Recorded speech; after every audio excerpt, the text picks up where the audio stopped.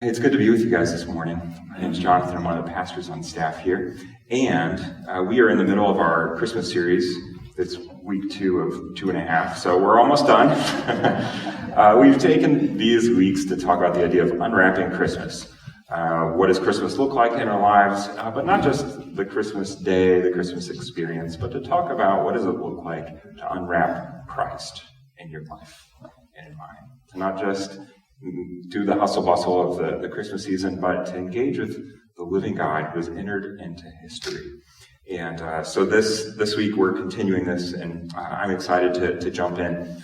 Last week, Kevin started by talking about traditions, Christmas traditions, and he was sharing in their house, they have this tension between, with opening presents, the barbarian approach and the civilized approach to opening presents. Now, the barbarian approach is to just destroy all the presents in a melee and fight for them and open them all and spread the paper everywhere. And the civilized approach is to do one gift or two at a time, go nice and neat, to honor the gift, to give thanks, to celebrate in a much more amazing and gracious fashion. Kevin wasn't bold enough to say it last week, but I'll say it this week. That is the right approach. The civilized approach is the correct way to do it. I'm a civilized Christmas opening unwrapping person. I married a civilized unwrapping person, and our family will practice the civilized way because that is the way God wants it to be done. And we welcome you wherever you're at in your spiritual journey at Quest, but we would love to be a place where we can do this the right way. So Christmas traditions, it's fun, just to do things each year to celebrate the season, to commemorate it. We don't have a lot that we do, but one thing that we started is one night in the weeks leading up to Christmas, we do an appetizer. Now, Krista and I, we'll choose appetizers over desserts any day of the week. Like, if we're eating something, we just love appetizer food. Apps are way better than desserts. So we said, let's take a night where we're just going to get a whole bunch of appetizers and cook them all and eat them and then watch one of the Christmas movies, one of the Christmas ones, whether it's Elf or Christmas Story. And this year, we did Home Alone, which is great. Now all I can think about is the mortgage on that house. It's like, oh my gosh, that's all I see now. But we do just a fun night to celebrate and eat food and to spread some Christmas cheer. And one other thing we do every Christmas season is we watch the Charlie Brown Christmas Story. Have you guys seen this? Yeah. I hope you have. You have no excuse not to. It's been around for quite a while. It's a great little cartoon, and I love to watch it. You get some couple laughs, you get some really sentimental moments, some great music. And Charlie Brown is going to help us this morning as we talk about unwrapping Christmas.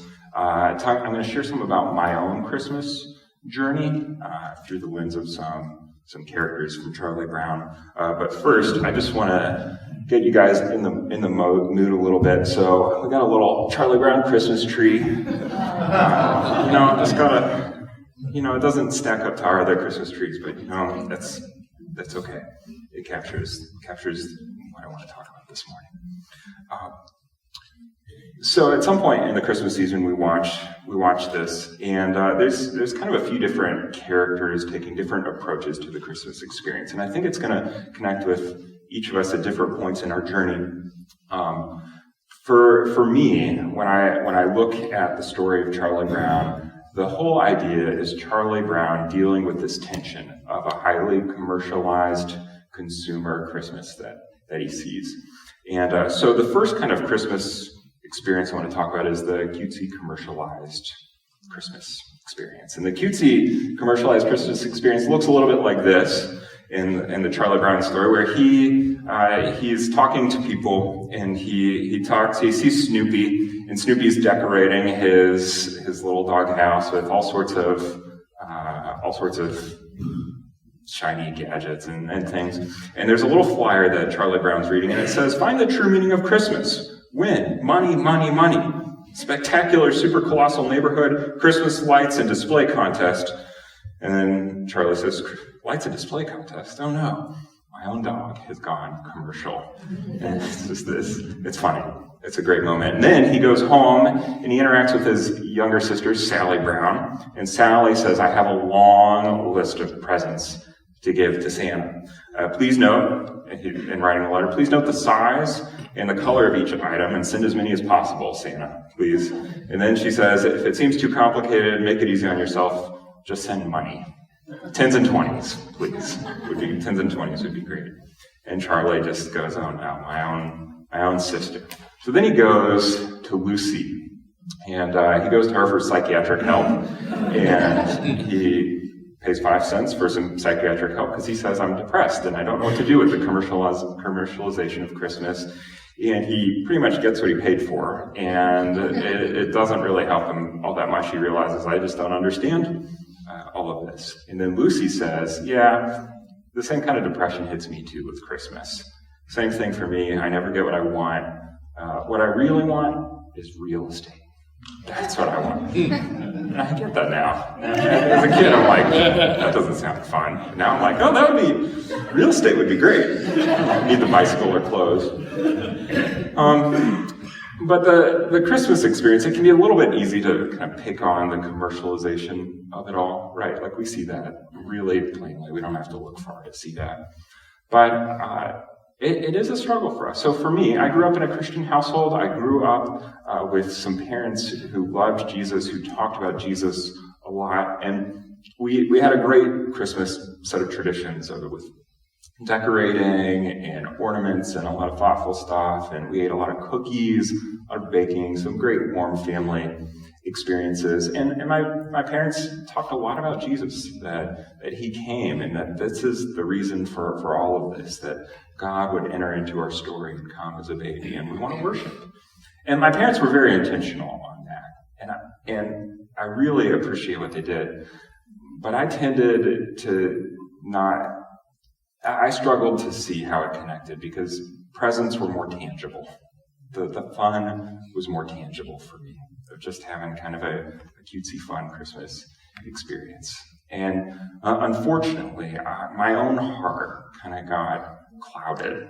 Kind of the purity of my own heart of seeing what it's really about got lost, and all the Christmas shenanigans and the fun stuff. It was great, but I started to lose sight. And that's a tremendous danger with some of this time of year that we kind of go through. And, it's not just for kids, too. With kids, the temptation is to get lost in the giving of gifts and the getting of gifts and the fun and all that. As adults, we probably don't care as much about the gifts, unless it depends on the gift, right? If it's a new iPhone, okay, I'll care. But if it's other, the gifts maybe isn't as important as the experience of family. Having a picture-perfect, amazing, warm, lovely family experience. We want that. We want that. And sometimes in the midst of the busyness, we kind of get all in the hustle bustle, and we miss the things that really matter. We miss being with the people. We miss following Jesus. It just becomes a ton of busyness to get the presents, to make sure family experiences go really, really well. And don't get me wrong, I want to be really careful here. The giving of gifts is amazing.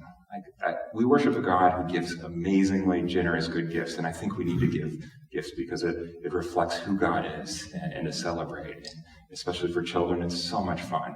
And family is really, really important, and to have moments, warm moments where you can be around each other and have that connection. But these good things sometimes end up eclipsing and pushing out Jesus in the middle of it.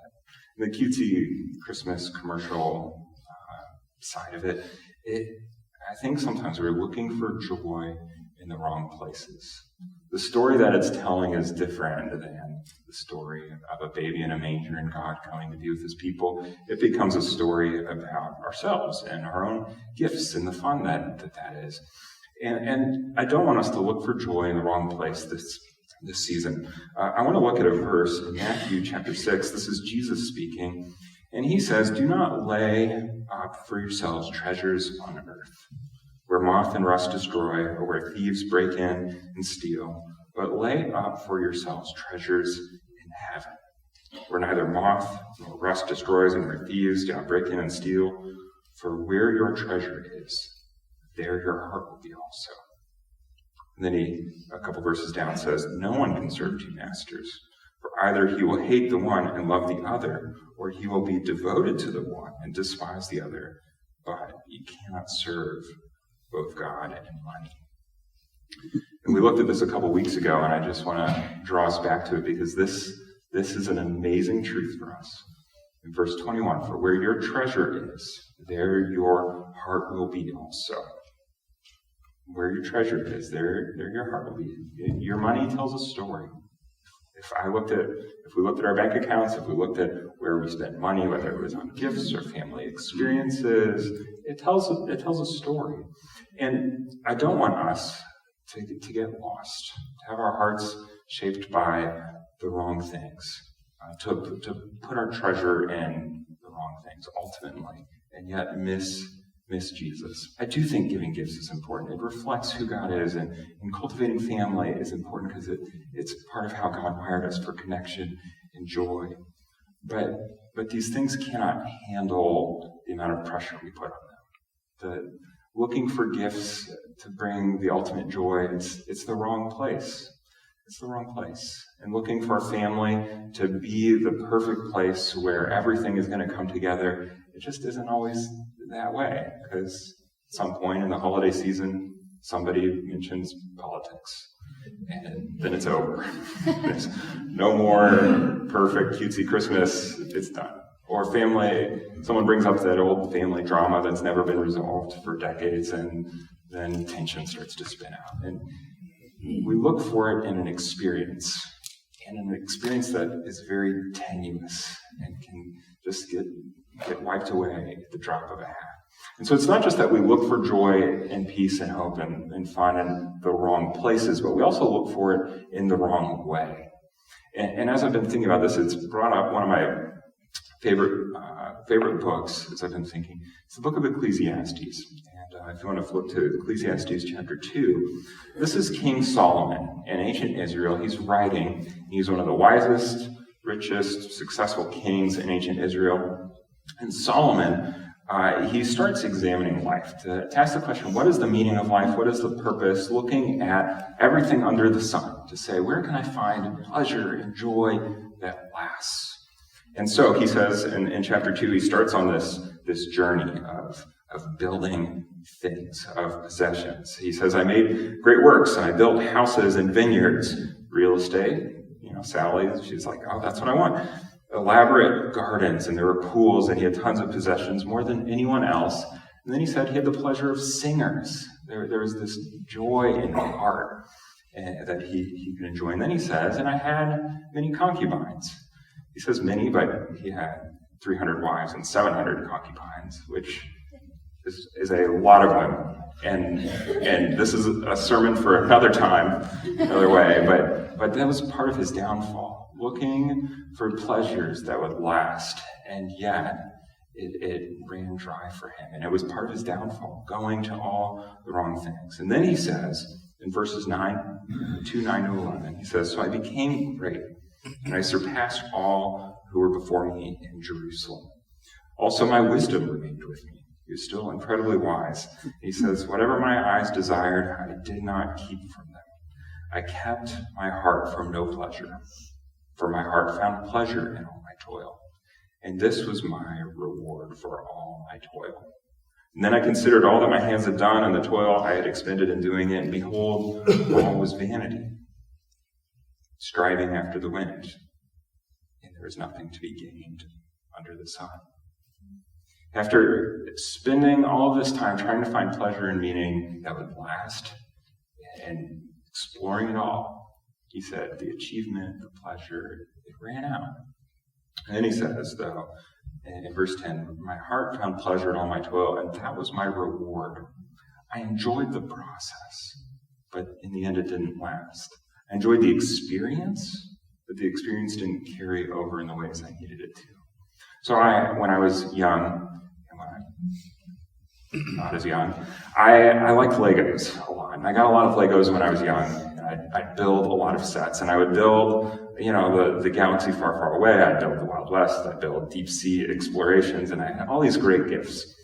and all these great Lego castles and things. And I would build them, and I loved building them and following the instructions. Love instructions. You guys like instructions? Love it. So I would build these, and I would build them, and then I would spread them out along my room, along all the walls, just because I loved seeing all of my kingdoms arrayed. And I enjoyed the process of building them, putting them together, and then I would kind of leave them, maybe tinker with them a little bit, but I didn't mix and match a whole bunch. I liked having nice, clean, civilized worlds of Legos. But then I would kind of just be like, okay, well, I guess that's done now. And I lost a joy that I had. I enjoyed the moment, enjoyed the process of building it. I enjoyed the experience. But then it kind of fell through. And I was like, well, okay, I guess the experience is done now. And I just had this kind of emptiness. So then I tear it down and rebuild it. And that was the fun. But Solomon's saying that that's the way we go about life sometimes, looking for experiences. But experiences they aren't able to bear the weight of what we need them to have moments of happiness and joy. We need something that's going to carry over longer than just an experience, longer than just a holiday, a week or two that's really fun and joyous. And so this kind of cutesy commercialism battle we feel with Christmas, it's looking in the wrong places in the wrong ways for Jesus, for joy, for things that last. And so as a kid, I experienced that, and I wanted more and more, but it didn't satisfy, and my own heart got kind of twisted in it. And then it fell apart for me now when I was 16. My Christmas experience kind of got thrown out the window. And it was a different kind of Christmas experience. It wasn't cutesy and it wasn't commercialized. It was a calloused and cynical Christmas that I had. Actually, let me jump back a little bit. When I was 16, I had a great Christmas. It was fun. It was warm, family stuff. It was just a really good season. And then, a couple weeks later, I got my driver's license, which was great. Like, a lot of fun, got my driver's license, had Christmas coming off that. It was a high point. And then January 18th, I was a sophomore in high school, a couple weeks after Christmas, my dad came and picked me up from school that day. And he came and he sat me down in the office, and he explained that him and my mom were going to get a divorce, and that he was leaving, and that the marriage was over, they didn't love each other anymore, and this was the end. And this was the first I heard about it. And that was the first my mom heard about it when she came back, and my dad was unloading everything in the front lawn that morning. And our family fell apart. And I found out down the road that my dad had been waiting for a while. He'd been waiting for a year or two to pull the trigger on the divorce. He was resolved to get it, but he wanted for things to kind of fall into place. And so he wanted me to get my driver's license so I could drive myself around or drive my sister around. And so he waited, and then a week after I got my driver's license, he said, all right, it's time. And he left. And I started to think through, wait, if you were waiting to leave and waiting for this moment, like, it's all fake, right? We just had a warm, great, fun Christmas experience just 2 weeks before, and now he's leaving, and he's like, well, yeah, the marriage was over, and I was done. And there was just this moment of total betrayal, of total disillusionment with the whole thing, to think, my dad's been living a lie to us for years? Like, oh my gosh. And it was really painful, and I was really angry. And it was a really dark season of trying to navigate not just the divorce, but the betrayal and the disillusionment that came with that process. And ever since then, believe it or not, I started to struggle with Christmas in a new way. I kind of just became cynical about it, calloused about it, and said, no, this isn't great. People aren't trustworthy. It's just fake. It's not really real deep joy. And so I kind of felt this recurring depression and sadness and despair with the Christmas season. And it kind of matches up, not exactly the same, but some of the feelings and the way Charlie Brown puts it. So you have Sally Brown, his sister. You have Snoopy, who are all wrapped up in the commercialization. Well, Charlie is struggling with it. Charlie doesn't like it. And so the calloused and cynical Christmas experience for him, I got a couple pictures. He goes for psychiatric help, and he says, I know nobody likes me. He just goes around saying, I know nobody likes me. It's really sad. The movie opens with this line. He says, I think there must be something wrong with me, Linus. Christmas is coming, but I'm not happy. I don't feel the way I'm supposed to feel. I just don't understand Christmas, I guess. I like getting presents and sending Christmas cards and decorating trees and all that, but I'm still not happy. I always end up feeling depressed.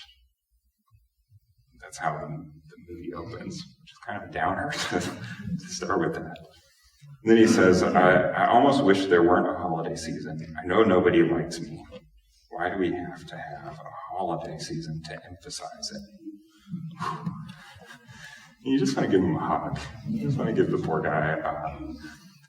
He gets depressed about it, and he doesn't get any Christmas cards, and he just sees kind of the hollowness of some of other people's Christmases, and so he is, I don't know if it's calloused necessarily, but it's cynical, and it's moving towards despair, and his heart is being wounded, and his heart is in the danger of becoming hardened.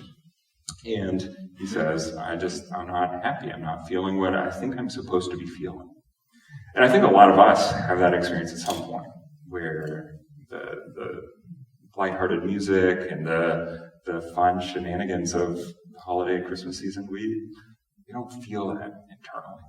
And one of the big reasons that we feel kind of that is because we've had some experience, some source of disillusionment, something that just kind of made us get disillusioned with it, and discouraged by it, and cynical. And we don't wake up as cynical people one day. We don't just realize, like, oh man, it's all kind of falling apart. This is the worst. I give up. No one wakes up and says that. Well, sometimes you wake up and you're like, I don't want to go to work on Monday. But you don't have this like gnawing sense of despair. Like, what's the point? It actually starts with a caring heart, that you and me long for something that matters, that's deep, that's profound. We long for joy. We care about things. Maybe it's family, or maybe it's the church. Maybe it's whatever it may be. We care about something, and then when it doesn't work out for us, we become cynical. Slowly but surely, it starts to gnaw at our hearts. So, like, I'm a huge Star Wars fan. I love Star Wars, and I'll have to admit, I'm slowly becoming a little bit cynical. I haven't seen the new movie yet. I'm mildly excited to. No spoilers yet. I'm not that cynical. I have a little bit of hope. But I used to care a lot about Star Wars, and I cared a lot, and I've been a little bit discouraged along the way with some movies and some choices, and I'm slowly fighting this pull towards cynicism. But it's because I used to care. And you and me, we care about things. We care about our family, or we care about Christmas, and we want it to be this amazing thing. And then when things fall apart and there's disillusionment, like when my dad left, he said, I'm out. Oh, by the way, kind of in line, living a lie this time. I moved not just from disillusionment to a point of cynicism, and my heart was hardened. And I moved to a point of despair where I said, it's not going to change. This is just, I guess, the way the world is. I can't go back to that cutesy version that I wanted. No, let's just kind of lose hope. And that was my journey with Christmas for a long time. And it was painful, but I just had to kind of hold it at arm's length, keep it a little, not totally engaged, not come to a point of really getting to enjoy or celebrate Christ. My heart became hardened, and I love it. And I want to look at a verse. It's one of my favorite verses in Ezekiel chapter 36. And Ezekiel was a prophet. And he spoke to the people of Israel when they were in Babylon. Ezekiel 36:26, he says, and this is the Lord speaking through him, and I will give you a new heart, and a new spirit I will put within you. And I will remove the heart of stone from your flesh, and I will give you a heart of flesh. I will give you a new heart and a new spirit. And he's writing to this people, the people of God, who they had just been conquered by Babylon.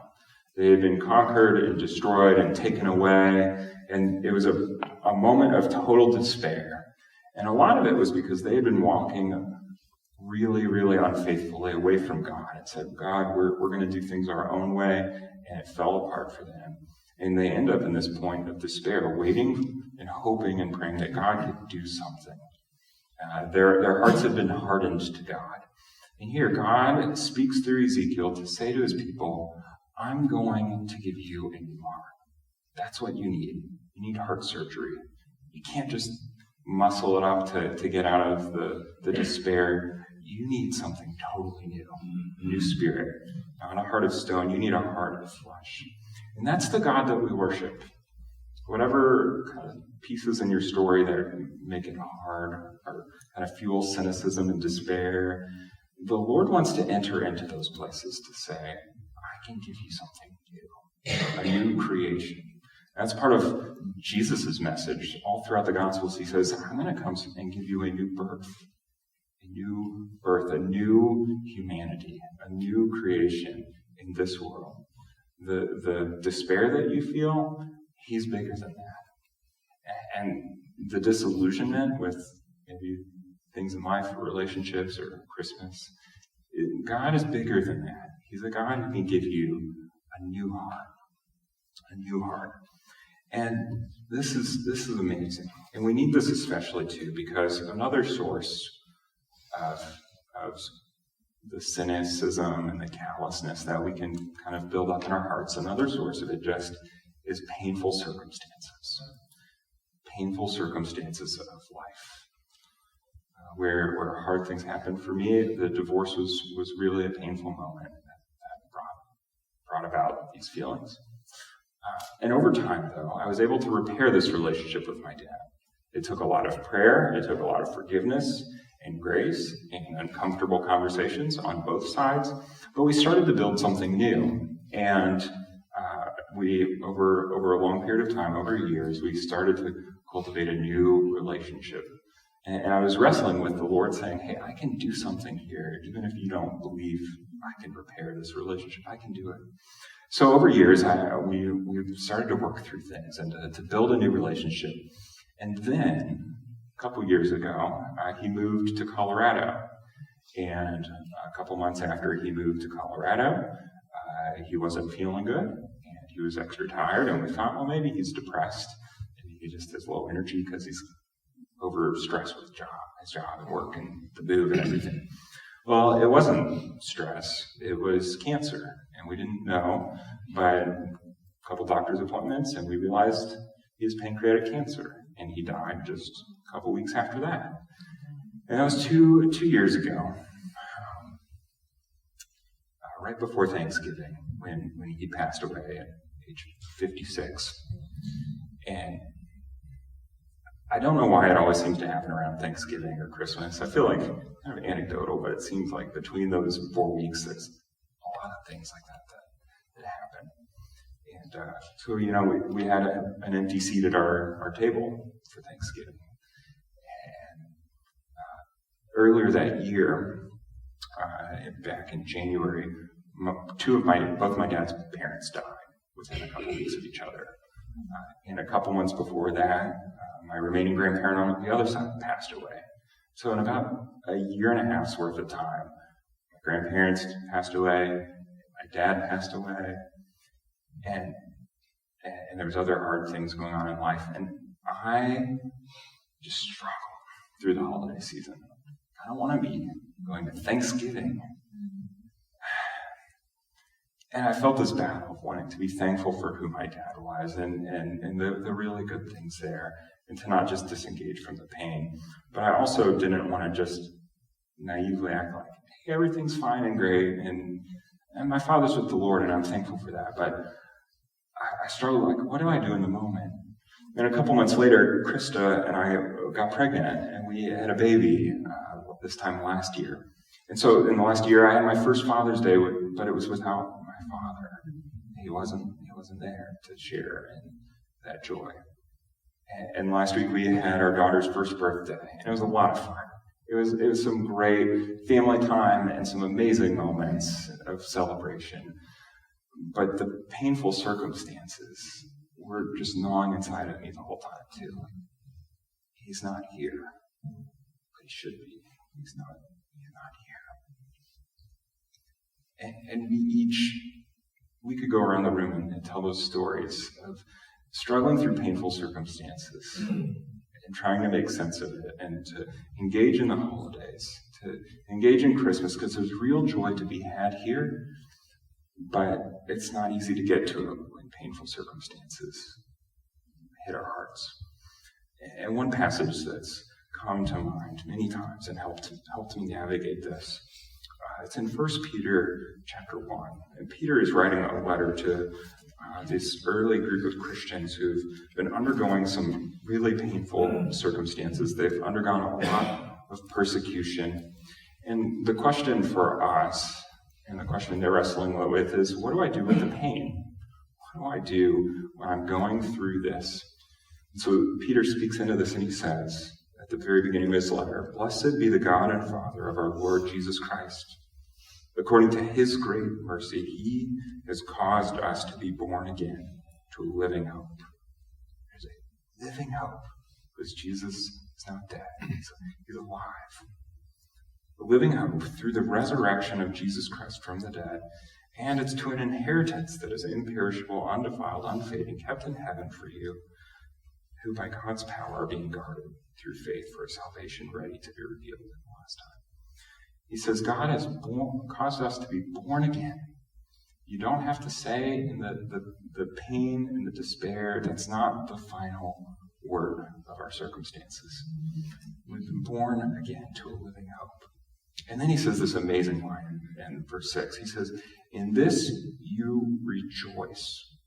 These suffering Christians, he says, you rejoice. Though now for a little while, if necessary, appropriately, you have been grieved by various trials. You've been grieved by it. So that the tested genuineness of your faith, which is more precious than gold that perishes, though it is tested by fire, your tested genuineness of faith may be found to result in praise and glory and honor at the revelation of Jesus Christ. Though you have not seen him, you love him. And though you do not now see him, you believe in him and rejoice with a joy that is inexpressible and filled with glory, obtaining the outcome of your faith, the salvation of your souls. These early Christians were able to rejoice, even in the midst of the pain and the suffering. It didn't have to callous and harden their hearts. He says that there's a genuineness to your faith that is cultivated in the furnace. So when you put metal in the furnace and you heat it up, the impurities rise to the top. And those get scraped off and it refines it. In the refining furnace of our lives, the pain that's there, the Lord can use to bring us to a point of worship and of joy. And we don't have to stay in the sorrow, although it is appropriate to grieve at times. And so as I think about Christmas, and as I think about trying to reject just a commercialism, cutesy path that doesn't engage with all the hard stuff, but not just losing hope and despair in the sorrow and the sadness that we feel when things don't go the way that we expect. In the midst of that tension, and that tension that Charlie Brown is wrestling with, we have an amazing young little boy named Linus who says, well, I know the meaning of Christmas. It's a Christ-centered Christmas. And in the story, in the movie, he starts reading Luke chapter 2, and he says that there is a Savior who's born, Christ the Lord. And he drops his blanket. He always holds his blanket. No, this is too big to talk about the birth of a Savior. And it's a Christ-centered Christmas. This is where we're going to have true joy, true and lasting joy, seeking out something where Jesus is at the center, one where we can rejoice in our sorrows, one where we can give good gifts and celebrate. And it all comes down to this idea in John 1:14, where John says, "And the Word became flesh, and it dwelt among us." He dwelt among us. And we have seen his glory. Glory is the only Son from the Father, full of grace and truth. that God himself entered into our story. He entered into our life. He moved in down the street, and he was he was glorious, he was amazing, come as a baby, but not just a baby, but a king, and a man who would grow up, who would then die and give his life. But he was full of grace and truth, full of kindness, but he didn't neglect justice and what is right and true. He fought for that, and he held those together as he worked for our good. But he entered into our story. And that is the amazing message of Christmas. That's what we're going to celebrate on Christmas Eve, that God would come to be with his people.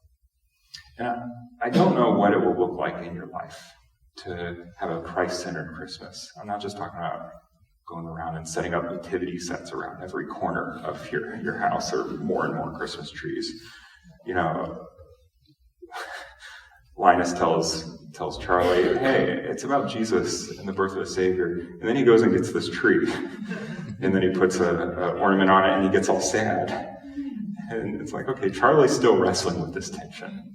Just like you and me. We talk about the message of Jesus, and then after that, we still go and we struggle and we try to put an ornament on a little tree and get sad about it. But there is a deeper, lasting sense of joy that we can find. And I don't know what it looks like for you. If it means giving less gifts, to not just be wrapped up in the consumerism. Or maybe it means giving more gifts, because you have a God who's generous and gives, and you want to share in that.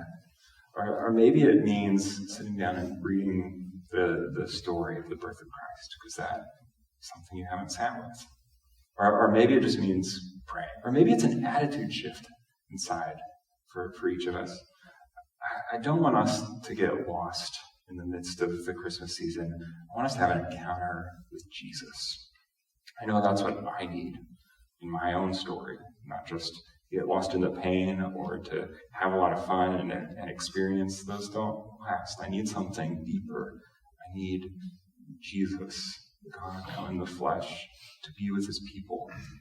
And so this morning we're going to close by taking communion, which I think is really appropriate.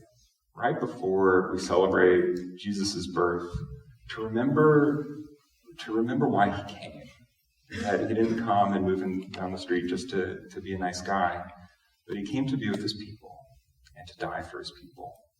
And so we're going to take communion. I'm going to invite the band up, and they're going to play some music, and we're going to have some time to reflect, to think about who Jesus is. Because he came as a baby, not just because it's a cute story, but to enter in as a human being from the very beginning of life, to be with us, to know what it's like to be fully human, and to undergo the same struggles that you and me go through, to live the life that we should have lived, to do it perfectly, but to also die in our place, to shed his blood.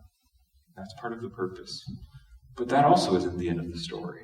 He's raised from the dead, and he's coming back again. And we're celebrating his first coming. It's an amazing event.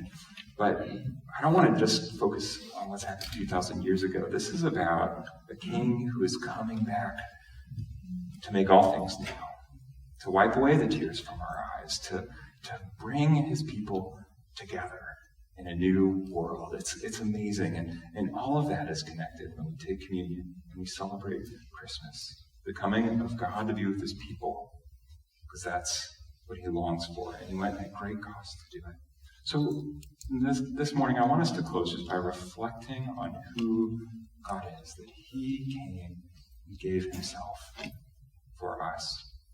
And you can come forward. We have communion stations up front and then back, and gluten-free over here on the side, and just come as you're ready. And if you're here this morning and you have never made a decision to follow Christ, to come to him and to be embraced by his love, this is an amazing moment to do that. I couldn't think of a better time and place than to do it when celebrating God coming to be with us. This is a time to think about that. So you don't need to come forward and take communion. Just reflect on where you're at with God. So let's close. Let's close with some prayer, some celebration, some thanks that we have a God who came to be with his people.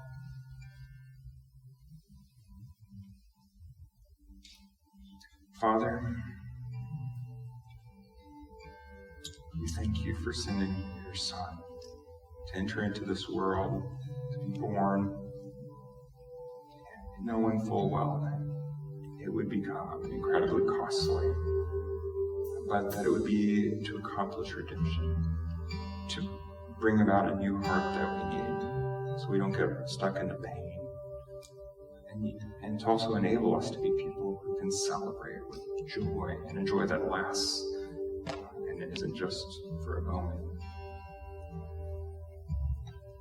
So, Father, as we close out, bring us to a place where we can engage a Christ-centered Christmas and a Christ-centered life. That's what we need. Not just one moment, not just an experience, but a relationship that is ongoing, that is full of your grace and truth.